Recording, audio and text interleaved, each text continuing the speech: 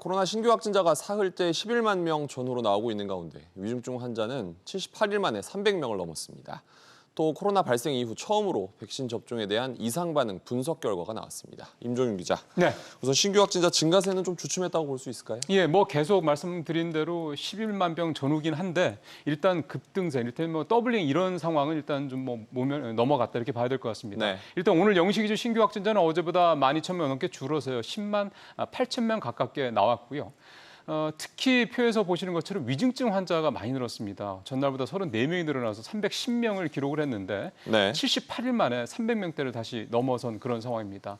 표 하나를 더 준비를 했는데요. 지난달 14일에 65명을 기점으로 해서 일주일 만인 20일에 위중증 환자 100명대를 넘었고요. 다시 일주일쯤 뒤인 28일에 200명대를 이제 거침없이 넘어서더니 결국 오늘 다시 한 일주일 만에 300명대까지 돌파한 상황입니다. 위중증 환자가 계속 늘어나는 게 좀 걱정스러운데 이런 흐름이 계속될까요? 그렇게 일단 걱정스러운 부분이 되긴 하는데요. 사실 이번 재유행이 6월 말부터 시작이 됐거든요. 그 당시에 대략 한 3,000명대까지 신규 확진자가 떨어졌다가 현재는 40배 수준인 12만 명 근처까지 증가한 그런 상태입니다. 많이 네. 늘었습니다.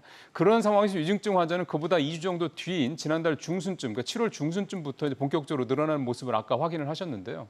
이 정부의 방역 체계인 현재 방역 체계인 표적 방역상 봤을 때 가장 중요한 지표는 사실 치명률입니다. 네. 근데 우리나라의 현재 치명률을 다른 나라와 비교한 이제 표를 좀 보실 텐데요. 현재 국내 누적 치명률은 0.13% 수준입니다. 이게 다른 나라와 비교하면 1%가 넘는 미국이라든가 0.7에서 0.8%에 달하는 영국, 이탈리아 등 이런 주요 선진국들보다는 훨씬 낮은 수준입니다. OECD 회원국 전체 가운데서도 가장 낮은 게 우리나라 치명률이기 때문에 일단 현재 위중증 환자가 늘어난다는 부분에 대해서 너무 걱정스럽게 보실 필요는 없다. 이게 이제 전문가들의 평가입니다. 네, 지나친 걱정은 금물이다 이렇게 봐야겠군요. 네.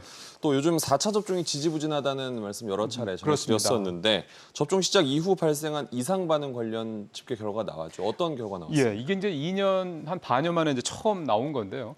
지금까지 총 1억 2천만 건이 넘는 백신 접종이 이루어졌습니다. 이 가운데 0.37%는 47만여 건의 이상 반응 신고가 그동안에 있었고요. 네. 대부분은 그러니까 96%는 두통, 근육통 등 이런 일반적인 통증, 발열 같은 거 이런 일반 이상 반응이 대부분이었고요.